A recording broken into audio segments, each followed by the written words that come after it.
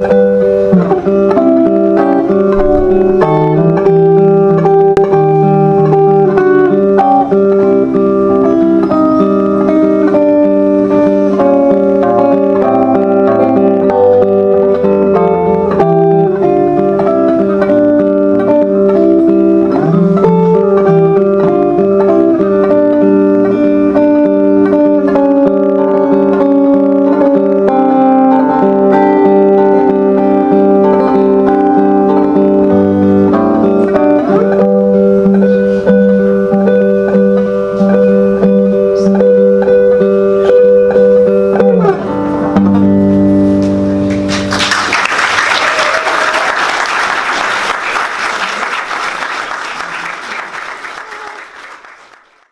if you haven't been here or don't know, we have this a card you can fill out here, and you can put share your favorite quote. This one is from one of my favorites, Ralph Waldo Emerson. No name on the card, so I'll read it. Finish each day and be done with it. For manners and for wise living, it is a vice to remember. You have done what you could do. Some blunders and absurdities, no doubt, crept in. Forget them as soon as you can. Tomorrow is a new day. You shall begin it well and serenely, and with too high a spirit to be encumbered with your old nonsense. This day, for all that is good and fair, it is too dear, with all its hopes and invitations, to waste a moment on the rotten yesterdays.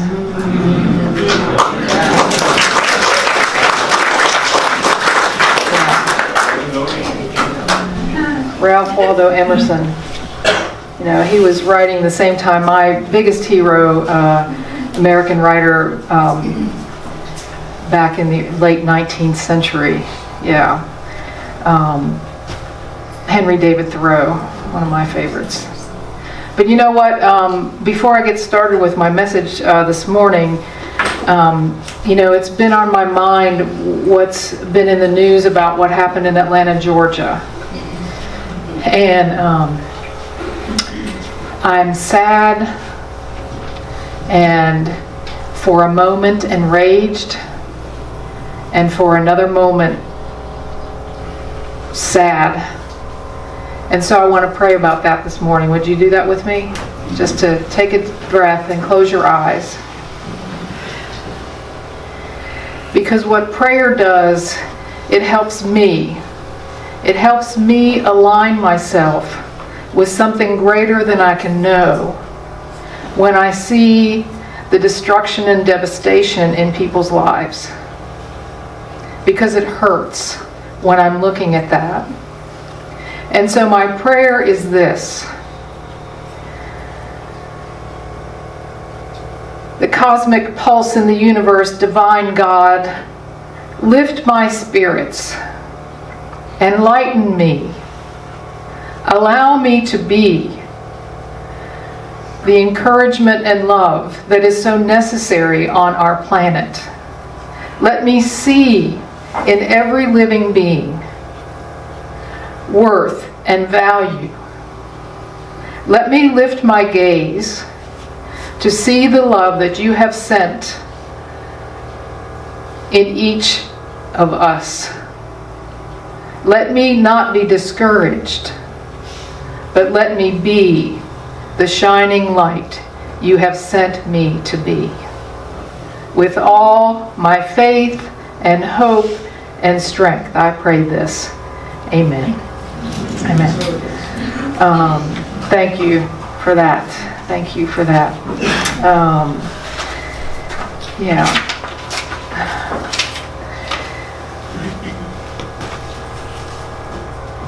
Sometimes I wonder, and sometimes other people wonder, like, how do you pick a topic on Sunday? Like, how do you know what you're going to talk about? And here it is, came from my desk calendar, one of 3 that I own for 2024.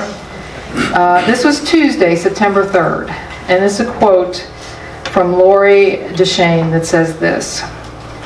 It is a beautiful thing to embrace lifelong growth, but don't beat yourself up if there are some things you can't seem to change no matter how hard you try. Maybe they're not things to change after all, but rather things to accept. Or maybe you just need to accept that the hardest part, the hardest changes, usually take the most time. Like, okay, Paula. So I started to think about this idea of accept, because it's in here twice, right? And I'm like, what does that really mean? What does it really mean to accept something? What I was sure of right from the start is that accept does not mean that I'm okay with everything out here and the way people treat me. It doesn't mean it's okay to be bullied or to be taken advantage of or to be abused. Like, that's not what accept means. You know, that I'm sure of that. I'm sure that this is not what accept means. That I'll just have to take it, that it's about resignation and victimhood. Like, no, that's not what accepting means. So I was thinking about that and writing in my journal, and I went to the Y, because I work out at the Y, so I go up to the Y to work out on Tuesday morning, a little bit later, on Tuesday morning. And sitting outside is my friend and neighbor Carmen.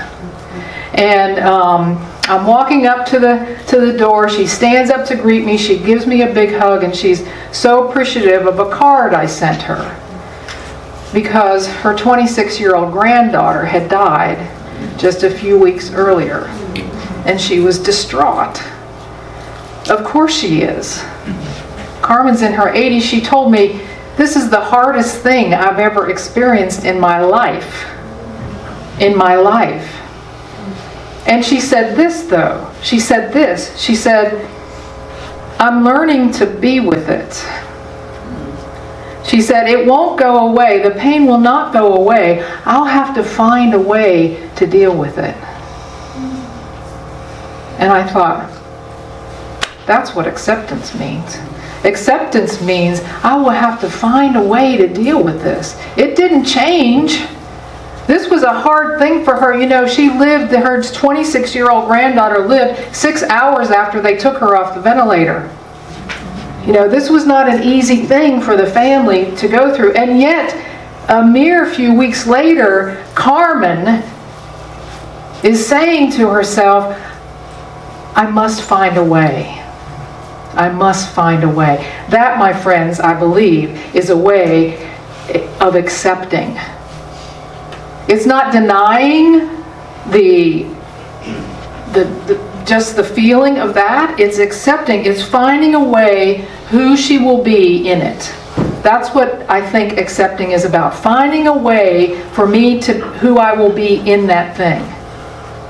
And I think accepting is not just one way either. Sometimes accepting, I believe, is walking alongside whatever it is.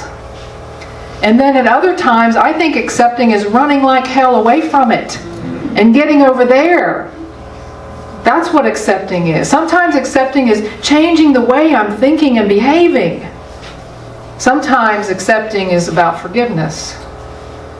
So there's not one size fits all for accepting, and it certainly does not mean in any sense of the word at all about putting up with something terrible in my life, of being the victim, of being abused. That's not what it's about. And accepting is not a bad word either. It's not about weakness. People say, well, you need to stand up and fight with that. You know, I say, if that's your answer versus accepting, I said, you go ahead and try to accept. It's the most courageous thing you can do. Fighting and standing up, bitching and complaining, blaming somebody else, that's easy work. That's easy work. Accepting, changing yourself, running or being okay, finding a way with it, that's courage. That takes courage. That takes effort. That takes some searching. The other stuff is easy, sorry.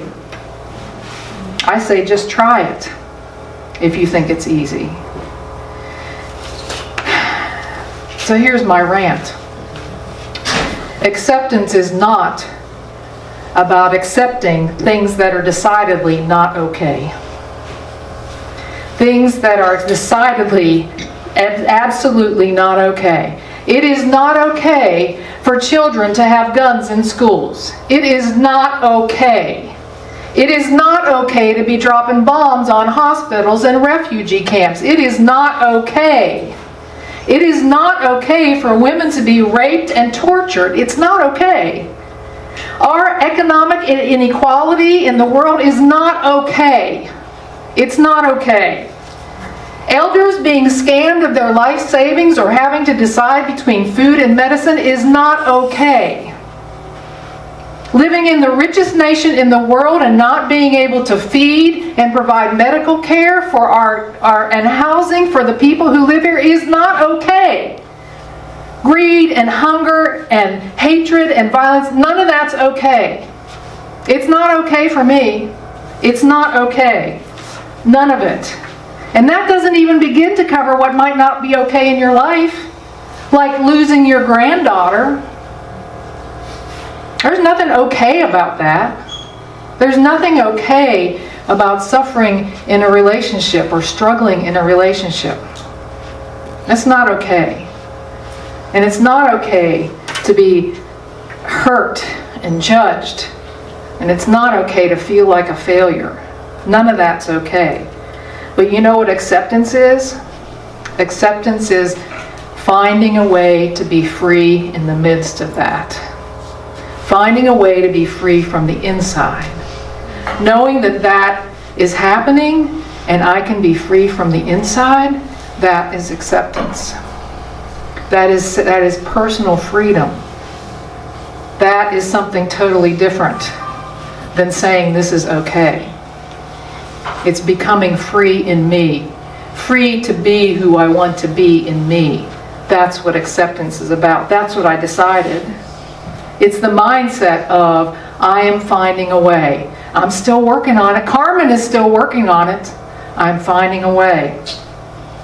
I'm not in resistance. I'm not fighting it. I'm finding a way. That's acceptance. It's this internal trek toward freedom.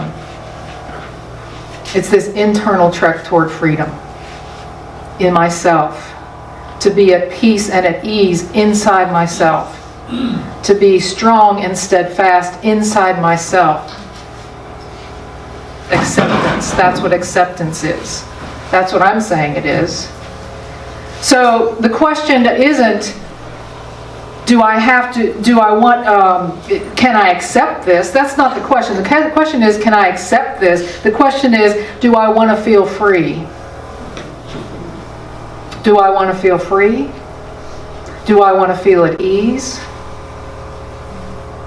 Because here's what I think happens. Here's what I think happens. From that place in you, unburdened by resistance, unburdened by that anger and rage that could eat you up, you open up a channel. You open up a channel. I feel I open up a channel for the divine to do the work that's necessary out here. That's what happens. That's what happens. If I stay in resistance, if I stay in anger, if I want to fight all the way like this, and I feel the angst in me, there's no channel through which love can penetrate. It's not open. Our job is to open that up. And I say by accepting, by feeling the freedom that is possible, even in the midst of this, we open up that channel. We open up that channel for the divine to do it. Because we cannot see a way. I would love if I had the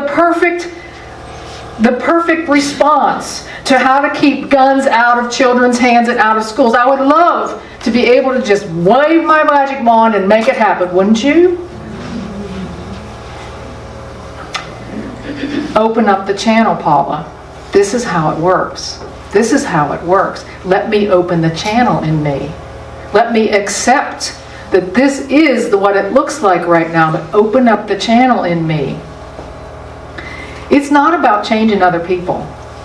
It never has been about change. There is no other person you can change. No one. You think you can't, you cannot. You cannot. You know who changes people? People. People change when they're ready to change and when they have a safe space to change. I'm talking about all of us. That's when we change, when we decide to change, and when we have a safe place to change. And those of us who are willing to accept by opening up and walking around with the freedom inside of ourselves, work doggedly to open up those spaces for other people. That's it. We just open up the space. That's what's available to us. Open up the space through which the divine works through us, through an open heart. That's how I think it works. And it happens in this building all the time. It happens in this building all the time. It happens right here. Opening up space for people to decide if they want to change. 12-step meetings. I don't know how many are here. There's a bunch of them all the time. 12-step meetings. We have book groups. We have coffee and conversation. We have a healing night. We have kirtan. We're having a beading workshop. We have a wellness meeting today. We're creating the space. Nobody who's going to those think, well, I'm going to go in there and change Paula. No, it's not about that. Or, well, who's ever going to show up for this meeting? There's going to be a change. No, it's like creating that space. When you're able to walk around out of resistance, you're able to create the space for that change. When you're on that trek toward freedom inside yourself to allow the divine to do the work. Acceptance has nothing to do with this out here. A lot of it is unacceptable to me. My response to acceptance is to decide if I want to feel free. And by feeling free, to be that energy, allow that energy of the divine to work through me. To doggedly work according to my passion and according to my dharma, to open up the space for all of us to be in a different place. That's how change happens. So the other thing I thought about as I was writing about this in my journal was the serenity prayer. And many of you know that prayer. God grant me the serenity to accept the things I cannot change, the courage to change the things I can, and the wisdom to know the difference. And I like those words, and I wrote my own prayer based off that, which I encourage you to do too. Anytime, I don't have a book with me today, which is unusual. If you don't like a word in the book, cross it out and put your own word. Megan said, I'm going to use the word God here, cross it out and put whatever makes sense to you. All right? Like whatever that is, so I wrote my own prayer here that aligns with this message. And so I want us to hear that as we have a meditation this morning. So I invite you to get comfortable where you are and to take a deep breath.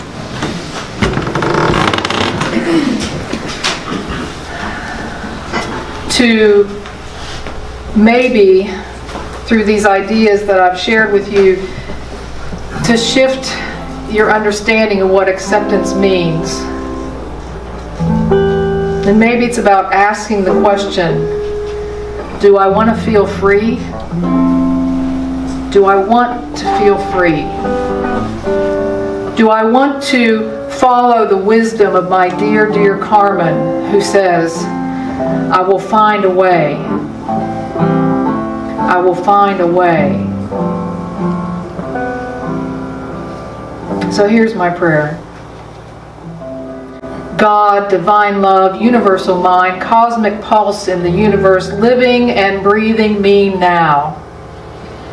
Help me find a way to live the highest and the best for myself and for others. Grant me freedom and peace in the face of hatred, violence, fear, and discomfort of all kinds. Grant me the courage to look within, and from there to create the space and place for change to happen in me. Grant me the wisdom to know all that is good and true and wonderful is possible through my open heart from you. In your many names I pray. Help me find a way. Let's sit for a few moments with that, breathing in and breathing out.